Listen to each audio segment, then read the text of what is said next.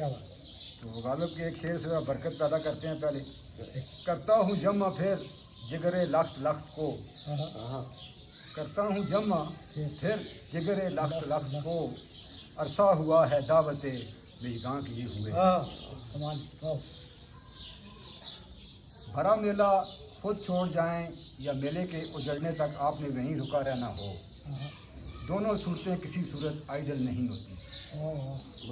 بھرا میلہ چھوڑنے سے اگر ایک طرف تشنگی رہ جاتی ہے تو دوسری طرف اجڑے میلے کی خالی کرسیاں، خالی تمبو، خالی خالی ڈیرا اور چڑیا کا سونا پڑا بسیرا سب دیکھ کر جگرے لخت لخت کو جمع کرنا بھی کچھ آسان نہیں ہوتا.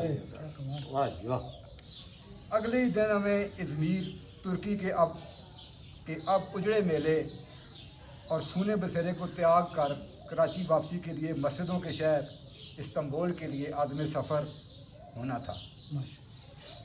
الگ صبح جیسے ہی ہم پاکستانی اپنے بیگ اٹھائے ہوئے ایئرپورٹ جانے والی بسوں میں سوار ہونے کے لیے ہاسٹل کے کمپاؤنڈ میں آئے تو اوائل اکتوبر کی اس ہلکی سی خنک صبح میں بینچوں کے آس پاس کافی زیادہ رونق لگ چکی تھی. پر اس رونق میں اب چل چلاؤ کا ماحول صاف نظر آ رہا تھا. کھلاڑی ایک دوسرے کے ساتھ میمنٹوز، نشانیاں جو ہوتی ہیں کا تبادلہ کرنے کے بعد ایسے موقع پر کثرت سے بولا جانے والا روایتی جملہ کیپ ان ٹچ کہتے ہوئے رخصت لے رہے تھے. ہم سب بھی تھوڑی دیر کے لیے اسی ایکٹیویٹی کا حصہ بن گئے،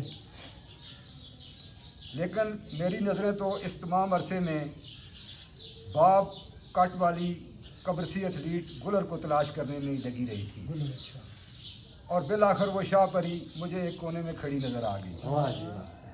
مجھے حیرانی یہ ہوئی کہ بقول شاعر ہیر ہوئے تو سیاں دے نال ہوئے، لیکن آج گلر کے ارد گرد رہنے والے دوستوں کی ست رنگی کہیں تعلیل ہو چکی تھی. گلر نے مجھے دیکھتے ہی جھٹ سے ویو کر دیا. جیسے ہی میں چل کر اس کے قریب آیا تو وہ ہنستے ہوئے آگے بڑھی اور لپک کر میرے سر سے جناح کیپ اچک لی.